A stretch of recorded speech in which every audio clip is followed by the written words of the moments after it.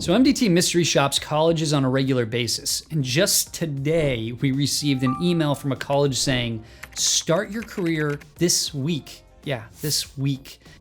And that's beyond a misrepresentation. That's an impossibility. Hi, I'm Gary with MDT Marketing, and as you know, the US Department of Education announced their secret shopping colleges to uncover misrepresentative communications. Now let's forget about the Department of Ed for a moment.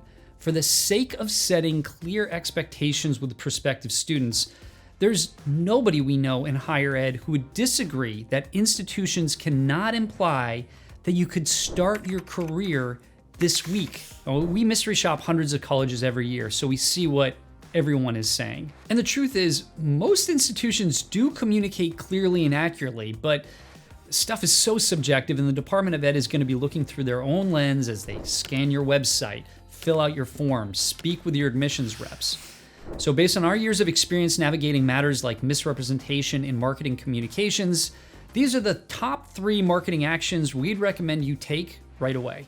And first, we're a marketing agency, not a law firm. This is not legal advice. Check with your counsel for legal guidance on this. Action 1, scan all your public and outbound communications for red flag trigger words.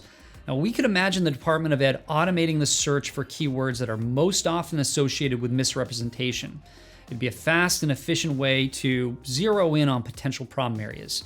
So from that perspective, we recommend you start with a scan of your website, your emails, your texts, your admissions scripts, and so on for keywords that have potential to trigger scrutiny. Now, this could be as easy as hitting Control F within your copy documents. Now, classic words to reevaluate are things like placement, start, outcomes, job, salary, employer, and the word free should just be removed altogether. Action 2, consider changing definitive statements to conditional statements. Now, definitive statements often get read as guarantees, and guarantees are off limits. Now, here's an example. Earn your degree in 18 months. Now, why would saying this be a problem? Even though the program is an 18-month program, that does not guarantee that a student will actually be able to complete it within 18 months. Or maybe they don't pass a class, pushing back their graduation. And then that student could possibly point to your messaging they saw when they enrolled and argue that they were promised a degree in 18 months. Now, right or wrong, this could create a challenge for you. So here's how to change that.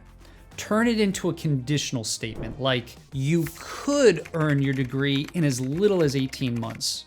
Not as compelling of a message, but by using the word could and the phrase as little as, you can communicate the same general point while doing it in a way that does not guarantee anything. Action 3. Now, if you're going to make a definitive statement, make sure you have concrete, updated data from a reliable source to support that statement. Now, for instance, if you're going to make a comment about graduation rates, iPads would be a strong resource to reference. Now, certain stats are just easier to support than others. Graduation rates are relatively easy to defend. You control all the data, you report it to the government and accreditors.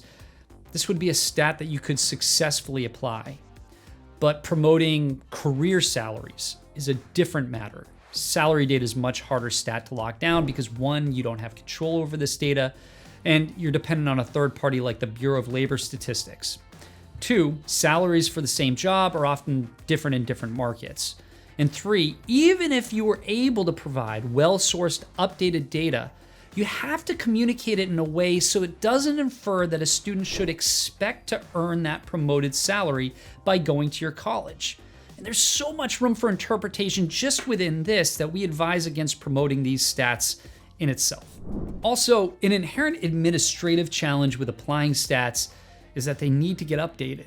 And with all the content you're probably creating, it's very easy to lose track of where all your stats live in your content and if they've been updated recently. So our recommendation is to be very selective about where you apply your stats, track their location within your content, and schedule annual reviews and updates of those stats. Finally, here's a bonus action to consider. Now, everything we just spoke about needs to be addressed, but some institutions are also working with third-party data aggregators, companies who resell prospective student data. Now, every one of these companies operates in a different way, but Many operate with limited transparency into what they're saying to promote an institution. So if you're working with companies like this, you're responsible for doing everything we just talked about with them as well. A great resource for understanding what to look out for can be found in CQ's Compliance and Best Practices in Student Generation Guide. We'll post a link to download that. Now, like I said earlier, most schools handle student communication well, and that's not because of the U.S. Department of Ed, it's because clear and accurate communications through the enrollment process is beneficial for both the institution and the prospective student. There's a lot to unpack here. If you've got any questions on this, feel free to reach out. We'd be happy to connect.